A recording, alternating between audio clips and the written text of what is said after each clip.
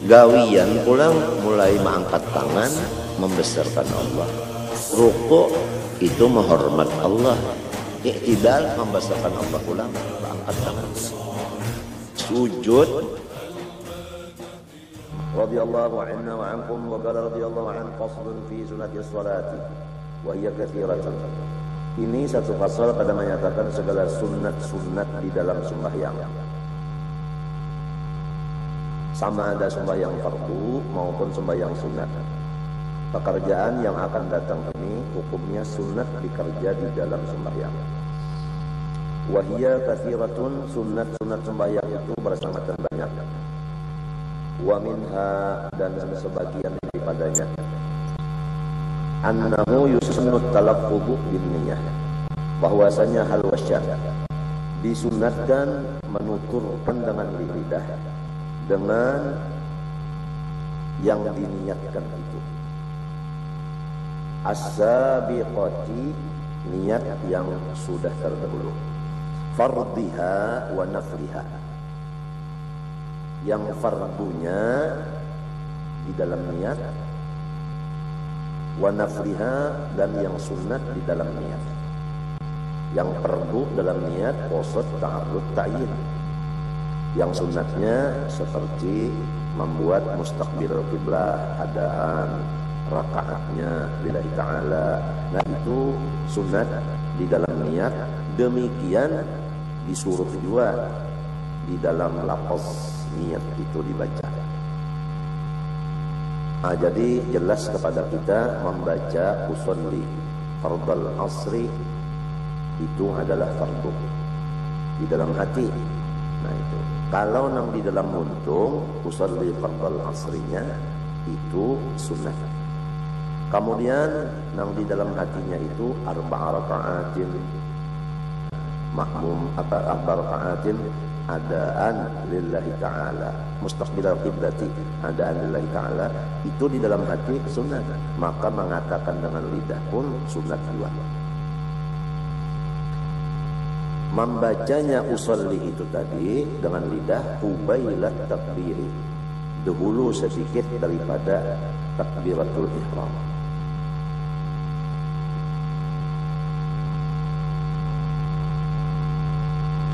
Hikmatnya liyusa'idul lisanul qalba wa khurujan min khilafi man aujaba dzalika fi kulli ibadatin tajibu laha niyatun. Pertama, untuk membantu oleh lidah tadi akan hati. Jadi usolli nang dimuntung membantu lawan usolli nang di dalam hati. Itu hikmat pertama. Hikmat kedua, karena mengeluarkan diri kita daripada khilaf seseorang yang mewajibkan dzalika akan talaqqud bin niyyah tadi. Di dalam seluruh ibadat yang diwajibkan bagi ibadat itu niat. Ada di antara orang yang mewajibkan akan melafazkan niat itu pada seluruh ibadat yang hukumnya wajib berniat. Maka melafazkan niat itu dengan lidah sebelum pekerjaan dimulai, itu hukumnya wajib, ujar orang ini.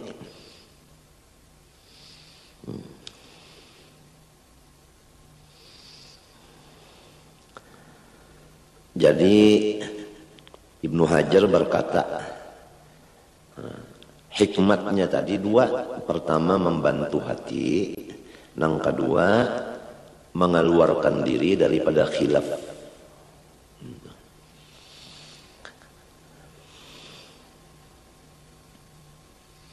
Yang kedua daripada sunat sembahyang, wastishabuha, atau kepada at-talaqqudhu, yaitu menyertakan akan niat itu sunat. Dzukran,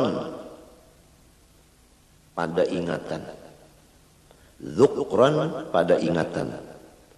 Nang kayak apa menyertakan niat pada ingatan macam apa? Bi an yastahdiraha biqalbihi ila faraghis salati, yaitu dengan bahwasanya Mengingatkan ia akan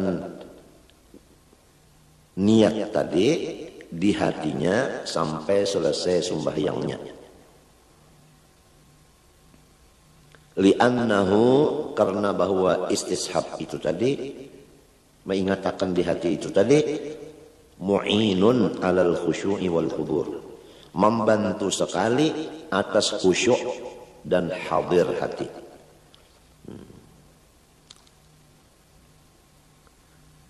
Arti khusyuk yaitu kada ingat lawan selain dari sembahyang. Arti hudur ya, itu mengingatkan bahwa kita berada di hadrat Allah. Nah, yang dua ini, khusyuk dan hudur ini tercapai melewat bantuan. Nah, bantuannya yaitu mengingatkan akan niat tadi sampai tuntung sembahyang. Apabila kita ini ingat bahwa kita ini sembahyang, maka kita kada mau ingat lawan yang lain. Nah, niscaya kita ingat lawan gawian sembahyang ini dan ingat lawan tujuan kita. Nah, sembahyang itu ada tujuan, tujuannya Allah. Jadi sembahyangnya itu bagus, tujuannya pas, yaitu Allah. Jadi tidak terpengaruh dengan apa yang dilihat, apa yang didengar, apa yang dirasa. Bahkan semua yang dilihat, didengar, dirasa itu menunjukkan kepada tujuan kita sembahyang, yaitu ingat lawan Allah. Napa nang didengar, napa nang dilihat, napa nang digawi, semua itu menunjuk kepada ingat akan Allah. Asal kita mengingatkan niat kita tadi. Kan niat kita tadi, aku sembahyang dohor fardu. Ya kalau aku sembahyang dohor fardu. Aku sembahyang dohor. Nah, aku sembahyang itu artinya aku menghadap Allah di waktu zuhur. Hukumnya wajib. Nah, apabila ingat nang ini aku sembahyang, berarti aku menghadap Allah. Nah, lalu kada mau menghadap ke lain itu kada mau. Hingga ke tujuan saja kepada Allah. Nah, sesuai pulang keadaan mata memandang tempat sujud. Nah, tempat sujud ini sujud kepada Allah. Nah, jadi mata memandang ke tempat sujud itu membantu ingatkan Allah juga. Nah, bacaan pulang Allahu Akbar kabira, alhamdulillah dan seterusnya itu menunjuk kepada Allah juga. Gawian pulang mulai mengangkat tangan membesarkan Allah. Minta. Limbah itu lalu rukuk itu menghormat Allah. Iktidal membesarkan Allah pulang, angkat tangan pulang. Sujud membesarkan Allah. Rukuk menghormat Allah, sujud membesarkan Allah. Nah, kemudian itulah pekerjaan sembahyang. Jadi bacaan, niat dan pekerjaan semua itu menuju kepada Allah. Nah, kalau nang di hati tadi, nang diucapkan muntung tadi, diingatkan mulai awal sembahyang sampai habis sembahyang, itu kita mendapat khusyuk dan hudur. Amma hukman bi an la ya'tiya bi munafiha fawajibun. Adapun menyertakan niat ada hukum, yaitu bahwa jangan mengerjai dengan yang membatalkan akan niat. Hukumnya, hukman itu wajib. Nah, jadi kalau mengingatkan niat dzukran, istishabun niyah dzukran sunnah. Kalau istishabun niyah hukman itu wajib. Jadi istishab ada dua artinya. Ada dzukran itu nang sunat, ada hukman itu nang wajib. Artinya dzukran nang sunat ini mengingatkan apa yang diniatakan di hati tadi sampai tuntung sembahyang supaya khusyuk dan hudur. Nah, adapun istishabun niyah hukman, jangan mengerjakan membatalkan akan niat, itu hukumnya wajib. Nomor 3 daripada sunat sembahyang, waraf'ul yadaini wa init toja'a ma'abtida'i hamzati takbiratul ihram. Mengangkat kedua tangan walaupun sembahyang berbaring, beserta permulaan membaca huruf hamzah dari takbiratul ihram. Jadi mengangkatnya itu baimbai lawan Allah, baimbai lawan A-nya itu Allah, baimbai Allah, baimbai. Jadi tangannya turun, mengangkat ini baimbai lawan muntung menyambat A, Allahu Akbar. Minta. Ada nang bepasang dahulu mintu nah bepasang dulu. Mbah dipasang hanya red Allahu Akbar, kada mintu kada. Mulai turun tangan ini mengangkatnya baimbai lawan takbir Allahu Akbar. Nah, adapun hikmatnya mengangkat tangan ini, jadi kalau hikmatnya membaca usolli untuk menulungi hati dan mengeluarkan diri daripada orang yang mewajibkan. Adapun menyertakan niat pada ingatan, itu hikmatnya untuk mendapat khusyuk dan hudur. Adapun hikmat mengangkat dua tangan, yaitu dua. Pertama, membesarkan Allah. Yang kedua, meninggikan sunnah Rasulullah SAW. Ini hikmat mengangkat tangan. Nah, mengangkat tangan. Hikmat mengangkat tangan ini dua, membesarkan Allah dan meninggikan sunnah Rasulullah. Kemudian Sayyiduna Abdullah bin Umar berkata, bermula mengangkat tangan itu termasuk perhiasan sembahyang. Dan tiap-tiap sekali mengangkat tangan diberi 10 kebaikan. Dan tiap-tiap satu jari dari jari nang 10 ini diberi 1 kebaikan. Jadi jari kita 10. Nah, 1 jari diberi 1 kebaikan. Jarinya 10 jadi 10 juga kebaikan. Nah, jadi sekali mengangkat tangan 10 dapat kebaikan. Berapa kali mengangkat tangan ini? Ada kena tak? Ini sekali sudah waktu takbiratul ihram mengangkat tangan. Nah, hikmatnya ta'zim kepada Allah dan irtifa akan sunnah Nabi. Dan diberi pahala sekali mengangkat itu 10 kebaikan.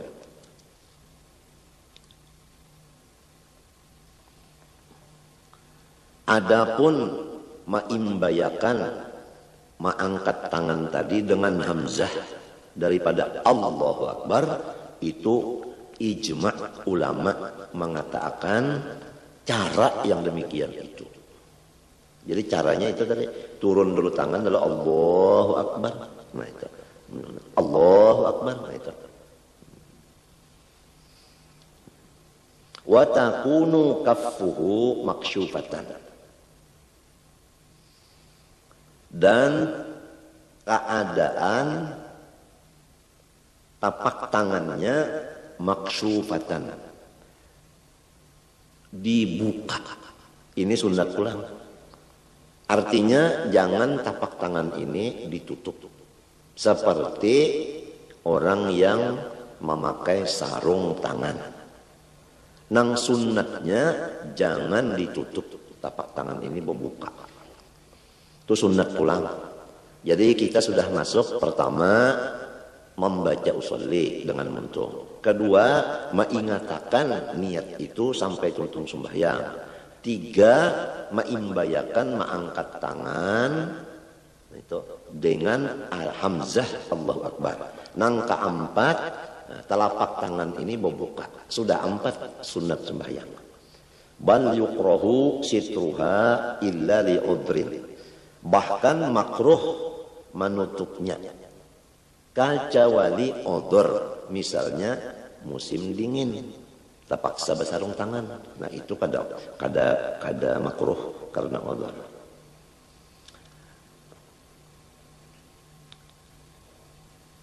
Wa mutawajjahatan ilal ka'bati, dan dihadapakan tapak tangannya itu ke jihad Baitullah. Jadi minta Allahu Akbar menghadap ke Baitullah olehnya tapak tangan ini menghadap ke Baitullah minta nah menghadap ke Baitullah. Artinya jangan minta Allahu Akbar. Itu ngarannya berhadapan.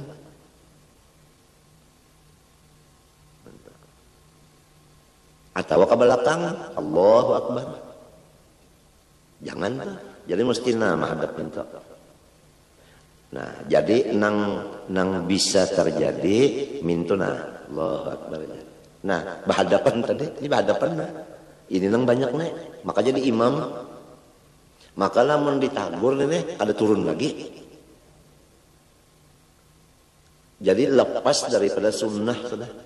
Kenapa jadi lepas dari sunnah? Akhirnya pada alim